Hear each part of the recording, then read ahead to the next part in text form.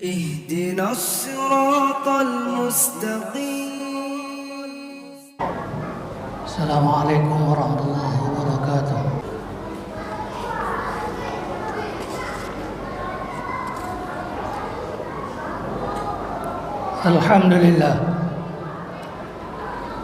الحمد لله الذي سهل للعباد طريق العبادة ويسر وفهم أجور أعمالهم من خزائن جوده التي لا تحصى. أشهد أن لا إله إلا الله وحده لا شريك له الملك العلي العظيم الأكبر، وأشهد أن سيدنا ونبينا محمدا عبده ورسوله الشفع المشفع من يومنا هذا إلى يوم المحشر. اللهم صل وسلم وبارك وعظم وكرم على سيدنا مولانا محمد وعلى آله وصحبه أجمعين الذين أذهب عنهم الرجس والطهر. أما بعد، فيا أيها الحاضرون المسلمون المتقون رحمكم الله، أوصيكم ونفسي بتقوى الله وطاعة رسوله لعلكم ترحمون. وقال تعالى في القرآن العلي العظيم وهو أصدق القائلين: وتزودوا فإن خير الزاد التقوى واتقون يا أولي الألباب. Hadirin kaum muslimin nama Allah yang berbahagia. Yang pertama dan utama kita adalah memuji Allah atas nikmat yang masih kita terima sampai sekarang. Kemudian salawat dan salam kita sampaikan kepada baginda kita Nabi besar Muhammad sallallahu alaihi wasallam keluarganya. Hadirin, tinggal 27 hari lagi Ramadan akan menemui kita. Hari ini hari ketiga dari bulan Sya'ban. Kata sebahagian ulama, Sya'ban yang terdiri dari Shin, Ain, Ba, Alif dan Nun itu bermakna Shin bermakna syafa'ah, Ain bermakna izzah, kemuliaan. Kemudian Ba bermakna bir, kebaikan. Alif bermakna ulfah, kelembutan. Dan Nun bermakna nur, cahaya.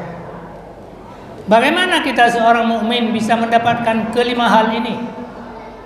Bisa dapat syafa'at Allah, bisa mendapatkan kemuliaan dari Allah, bisa mendapatkan kebaikan dari Allah, dan bisa mendapatkan kelembutan hati dan cahaya yang luar biasa. Maksud saya cahaya hidayah. Bagaimana caranya? Banyak cara. Untuk mendapatkan ini harus didahului oleh amaliyah selama bulan Rajab yang lalu. Karena Rajab itu kita menanam, bulan ini kita menyiram. Maksud menyiram apa?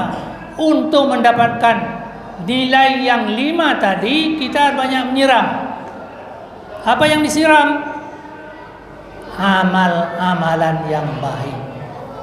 Antara lain, yang pertama, kita berpuasa sunnah. Kalau di bulan Rajab kita sudah berpuasa Senin, Kamis dan pertengahan bulan, jumlahnya 11 hari. Kalau bulan ini jumlahnya 10 hari. Itu kalau kita ambil yang Senin, Kamis dan pertengahan bulan. Tapi ulama-ulama dahulu memperbanyak dari bulan Rajab. Kalau bulan Rajab 11, bulan ini harus lebih, minimal 13 atau taruhlah 12. Kalau kurang dari itu nggak akan kita dapatkan yang 5 tadi itu. Nah, itu sebabnya baginda Rasul dalam hidup dan selama hidup, puasa sunnah yang paling banyak beliau kerjakan adalah puasa sunnah di bulan Sya'ban. Kita tidak bisa meniru Nabi, tidak akan sama dengan Nabi. Nabi lahir di Mekah, kita lahir di Indonesia. Nabi diwafatkan di Madinah. Kita diwafatkan di Indonesia. Nabi bersuku Quraisy, kita bersuku Mandailing misalnya. Tidak akan sama. Tapi bisa kita menyamai Nabi dalam beberapa hal. Yang pertama, kita mengikuti sunnah-sunnahnya. Itu tidak kita nggak bisa sampai dengan Nabi seperti Nabi, tapi meminimalisir supaya kita bisa minimal setengah dari yang diamalkan baginda Rasul. Maka kita akan menjadi orang yang disebut dalam definisi 5 macam tadi. Yang pertama. Lalu yang kedua, selama bulan Sya'ban kita harus memperbanyak membaca sholawat. Kenapa disuruh membanyak membaca sholawat? Dalam banyak riwayat disebutkan sholawat yang diperbanyak hari Jumat dan malam Jumat. Tapi di bulan Sya'ban lebih banyak lagi. Dan ayat yang menerangkan tentang kita disuruh bersolawat ada di dalam surah dalam surat Al-Ahzab, juga turun di bulan ini, di bulan Sya'ban. Maka hadirin kaum muslimin hamba Allah yang berbahagia, selawat yang kita kerjakan itu adalah pintu menuju surga.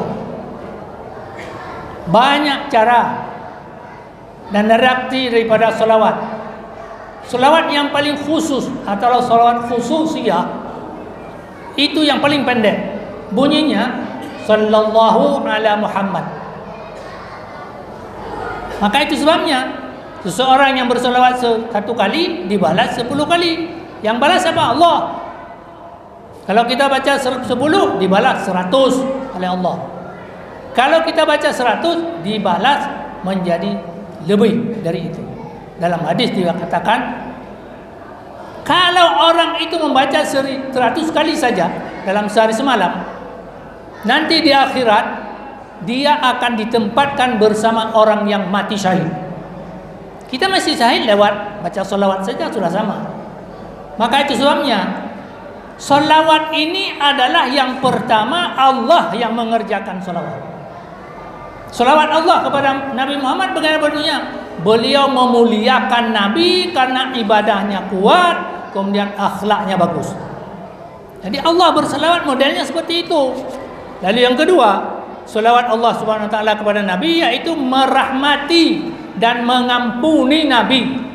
Kita tahu Nabi enggak ada dosa, tapi tidak ada dosa pun sudah diampuni oleh Allah Subhanahu wa taala. Lalu yang ketiga apa? Allah melimpahkan berkah dan kemuliaan kepada Nabi. Nah, ini selawat Allah. Allah memberi contoh bahwa beliau sendiri yang lebih dahulu mau bersolawat kepada Nabi. Lalu Allah perintah juga kepada malaikat untuk bersolawat. Apa yang maksud solawat dari malaikat? Solawat dari malaikat artinya malaikat memohon ampun kepada Allah Subhanahu wa taala. Pernah terjadi dulu sebelum Nabi lahir, 700.000 para malaikat di Arash, dia mengelilingi Ka'bah yang ada di Arash. Setelah dia menyelesaikan tawafnya di Arash, lalu Allah menyuruh kepada para malaikat, ya malaikati, wahai para malaikatku, segeralah kamu mengangkat Arash ini. Lalu semua mereka bergerak. Ada yang pegang di ujung, di tengah, di tepi dan lain sebagainya. Tidak ada satupun yang bisa. Dan tidak tergerak sama sekali. Karena tidak tergerak, lalu Allah mengatakan kepada para malaikat, ya malaikat, coba engkau bersolawat kepada Nur Muhammad. Nur Muhammad artinya cakal bakal yang menjadi Nabi Muhammad. Waktu itu Nabi Muhammad belum lahir. Lalu dikerjakanlah oleh seluruh malaikat yang 70.000 tadi. Setelah dikerjakan, lalu dengan secepatnya akan Arash itu terangkat. Alladzina yahmiluna al-arsya wa yusabbihunahu, ada dalam surah Ghafir kalau mau dilihat. Hadirin, karena selawat ini adalah yang menjadi cikal bakal pintu atau kunci untuk kita masuk surga. Tadi saya katakan di awal, ada salawat khususiyah, namanya salat sallallahu ala Muhammad. Itu saja. Itu tidak membutuhkan waktu lama. Kalau kita membaca 1 menit atau 2 menit sudah 100 kali. Dalam Al-Quran Allah mengatakan dalam surah Al-Anfal, wa ma kana Allahu mu'adzibahum wa anta fihim wa ma kana Allahu mu'adzibahum wa hum yastaghfirun. Allah tidak akan mengazab sesuatu kaum yang di mana bersama kaum itu ada Rasul. Nah sekarang Nabi sudah enggak ada, sudah wafat. Bagaimana firman Allah ini sinkronisasi dengan saat sekarang? Nabi sudah enggak ada, Nabi sudah diwafatkan oleh Allah. Bagaimana kita? Dan Allah mengatakan tidak akan diazab kalau itu ada Nabi bersama kita. Nabi itu ada bersama kita, kata Allah dalam Al-Quran surah Al-Hujurat, wa'lamu anna fikum Rasulullah law yuti'ukum fi katsirin minal amri la'anittum. Ketahuilah olehmu bahwa bersamamu di mana kamu duduk, di situ ada Allah, di situ ada Nabi. Maka itu sebabnya ada dalam hadis dikatakan, setiap kita masuk ke dalam masjid apapun, kita memberi salam kepada baginda Rasul. Assalamualaikum ya Rasulullah. Itu disunnahkan memberi salam kepada Nabi. Begitu kita memberikan salam kepada Nabi di pintu masuk, itu bersama itu Allah sudah ada malaikat yang melaporkan kepada Nabi dan Nabi menjawabnya. Nabi boleh saja meninggal, tapi rohnya tidak akan meninggal. Maka itu dalam satu riwayat, jasad seluruh Nabi mulai dari Nabi Adam sampai Nabi Muhammad dan 120 dan begitu banyak para nabi, itu satu pun tidak ada jasadnya yang habis dimakan ular. Seluruh nabi utuh masih, jasadnya tidak dimatikan atau tidak dimakan oleh ular. Karena apa? Karena Allah beri kemuliaan kepada mereka. Maka baginda Rasul sallallahu alaihi wasallam Allah muliakan karena kita disuruh untuk bersolawat. Maka Allah mengatakan, sallu ya ayyuhalladzina amanu sallu alaihi wa sallimu taslima. Bersolawatlah kamu kepada baginda Rasul wa sallimu taslima. Apa maksud wa sallimu taslima? Kata Imam Ja'far As-Sadiq, yaitu mengikuti seluruh sunnah Rasul dengan istiqamah dan menjauhi segala larangannya. Maka Nabi dimuliakan dengan salawat. Kalau Nabi Adam alaihissalam dimuliakan oleh Allah subhanahu wa ta'ala karena disuruh sujud kepada beliau. Dan perintah bersujud kepada Nabi Adam cuma sekali. Sementara Nabi Muhammad SAW disuruh bersalawat lewat redaksi ayat tadi yang dikatakan yusalluna 'alan nabi, pakai fi'il mudhari'. Berselawat terus. Dari kapan? Dari sejak dulu ada dunia ini sampai akhirat, sampai kiamat. Jadi istilahnya tidak ada batas berapa kali, 2 kali, sampai kapan. Pokoknya selama kita masih hidup, kita kalau ada kesempatan berselawat kepada baginda Rasul. Hadirin kaum muslimin, hamba Allah yang berbahagia. Ini namanya selawat dan diperbanyak di bulan Sya'ban sebanyak mungkin. Karena dalam salah satu hadis yang lain dikatakan, kalau kita berselawat kepada Allah, kepada Nabi, derajat kita diangkat, dosa kita dihapus. Tidak sulit-sulit amat membaca selawat kepada baginda Rasul. Selawat itu tidak membutuhkan wudu. Selawat itu dimanapun dan kapanpun kita tetap membaca selawat, berbeda dengan baca Quran. Kalau baca Quran itu harus berwudu supaya tamam. Tapi kalau berselawat yang terafdal kita dalam keadaan berwudu dan menghadap kiblat. Kalau kita berwudu dan menghadap kiblat dengan hati yang ikhlas karena kita cinta kepada Allah, cinta kepada Nabi kita Muhammad SAW, selawat yang kita bacakan tersampaikan.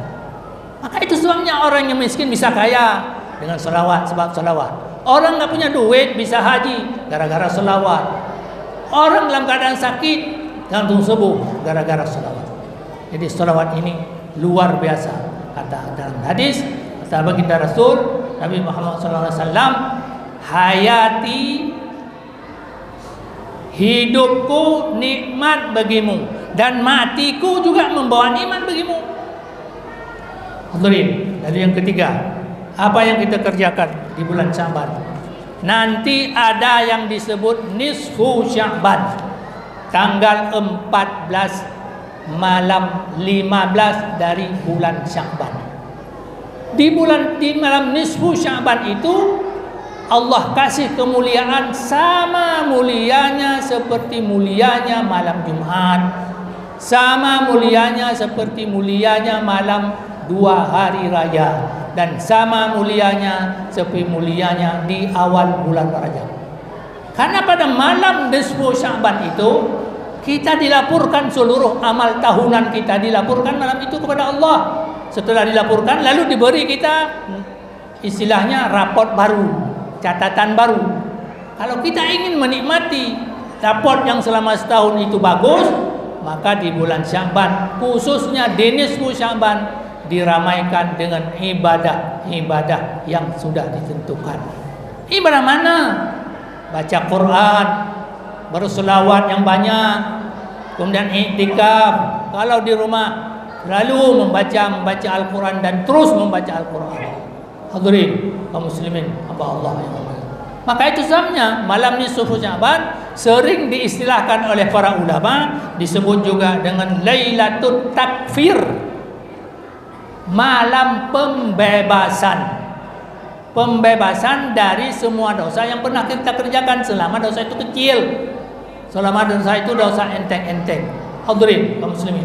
Dan yang terakhir, apa yang terjadi di bulan Sya'ban adalah perpindahan kiblat umat Islam yang tadinya dari Masjidil Aqsa ke Masjidil Haram. Dan ini terjadi pada hari Selasa setelah Nabi salat menghadap Masjidil Aqsa selama 17 bulan 3 hari. Hadirin kaum muslimin hamba Allah yang berbahagia. Dan beliau melaksanakan ini waktu salat zuhur. Turun ayat ada di awal juz 2. Allah berfirman, "Qad nara taqalluba wajhika fis sama' falanwalliyannaka qiblatan tardaha fawalli wajhaka syatral masjidil haram." Allah berfirman di sini, engkau selalu melihat ke atas, hai Muhammad, apa yang kau lihat? Lalu Allah berfirman kepada Nabi, "Falanwalliyannaka qiblatan tardaha." Sekarang palingkan mukamu yang tadinya ke Masjidil Aqsa menghadap ke Masjidil Haram. Beliau sedang salat zuhur, rakaat ketiga beliau berpaling, yang tadinya makmum di belakang sekarang beliau menjadi seolah-olah menjadi makmum, tapi pada hakikatnya beliau adalah sebagai imam. Oleh karena itu, maka segala apa yang diinginkan oleh Rasul Muhammad SAW terhadap kepentingan umat, kepentingan agama, itu selalu Allah meridai. Alam yajidka yatiman fawajadaka 'abdan. Ayat tersebut di dalam surat Ad-Duha. Allah berfirman, "Wala sawfa yu'tika rabbuka fatarda." Akan aku berikan kepadamu hai Muhammad segala apa yang engkau inginkan, selama itu aku ridai. Maka hadirin kaum muslimin hamba Allah yang berbahagia, 4 modal dasar inilah yang harus kita amalkan selama bulan suci Sya'ban ini. Insya Allah yang disebut tadi dalam definisi Sya'ban akan kita raih dengan baik, benar, tapi dengan syarat niat karena Allah dan istiqamah. Barakallahu li wa lakum fil Qur'anil azim wa nafa'ani wa iyyakum bima fihi minal ayati wa dzikril hakim wa taqabbala minni wa minkum tilawatahu innahu huwal ghafurur rahim.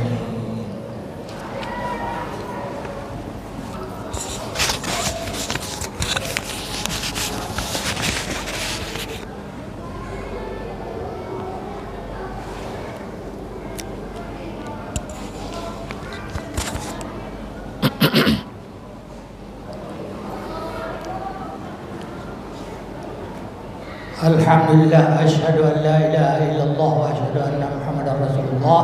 Allahumma salli ala sayyidina Muhammad wa ala alihi washabihi wa wala, wala haula wala quwwata illa billah. Amma ba'd.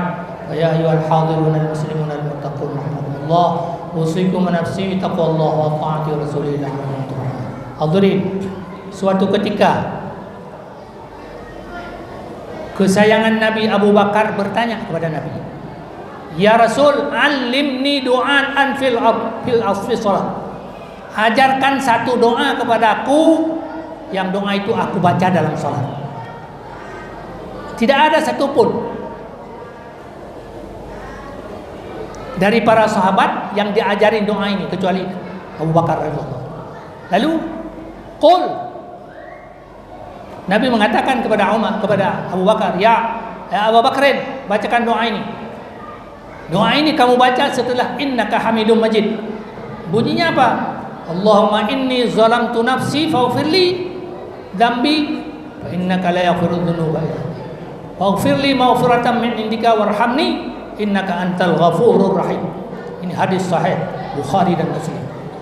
Sejak itu Abu Bakar tidak pernah lepas membaca doa ini setelah innaka hamidum majid. Dan doa ini menjadi cikal bakal bagi kita, karena yang diajarin Abu Bakar berarti umat juga diajarin. Doa ini mengandung banyak hikmah. Hikmah yang pertama, membaca, meminta istighfar, meminta ampun kepada Allah. Faghfirli, faghfirli, faghfirli. Kita di bulan Rajab sudah terus-terusan faghfirli, beristighfar terus di bulan Rajab. Nah, hadirin kaum muslimin, doa ini disampaikan oleh Rasul kepada Abu Bakar, dan Abu Bakar menyampaikan kepada sahabat yang lain, sahabat menyampaikan kepada tabi'in, tabi'in menyampaikan kepada tabi'in diterima oleh ulama, dan ulama mewariskan kepada kita. Mari kita amalkan doa ini. Mudah-mudahan Allah akan memberikan hidup kita yang berkah, baik di dunia maupun akhirat. Innallaha wa malaikatahu yusholluna 'alan nabi, ya ayyuhalladzina amanu shallu 'alaihi wa sallimu taslima. Allahumma shalli 'ala sayyidina Muhammadin wa 'ala alihi wa sahbihi wa sallim taslima. Allahumma ya Allah warḍallahumma 'ala arba'ati khulafa'ir rasyidin Abi Bakrin wa Umar wa Utsman wa Ali wa 'ala baqiyati sahabati Rasulillah ajma'in. Allahumma ya Allah ighfir lil mu'minin wal mu'minat wal muslimin wal muslimat al-ahya'i minhum wal amwat innaka sami'un qaribun mujibud da'awat wa ya qadiyal hajat. Allahumma barik lana fi Rajab wa Sya'ban wa ballighna Ramadan wa a'inna ala tilawatil Qur'an wal qiyam bi rahmatika ya arhamar rahimin. Allahumma ya Allah rabbana taqabbal minna du'aana innaka antas samiul alim tub alaina ya maulana innaka antat tawwabur rahim. Allahumma ya Allah inna nas'aluka husnal khatimah wa na'udzubika min syarril 'aqibati wa su'il khatimah. Rabbana atina min ladunka rahmah wa hayyi' lana min amrina rasyada. Rabbana ya Allah atina fid dunya hasanah wa fil akhirati hasanah wa qina 'adzaban nar wa adkhilna al jannatal firdausa ma'al abrar ya aziz ya ghafar ya arhamar rahimin. Ibadallah, innallaha ya'muru bil 'adli wal ihsan wa ita'i dzil qurba wa yanha 'anil fahsya'i wal munkari wal baghi ya'idzukum la'allakum tadhakkarun wa la dzikrullahi akbar.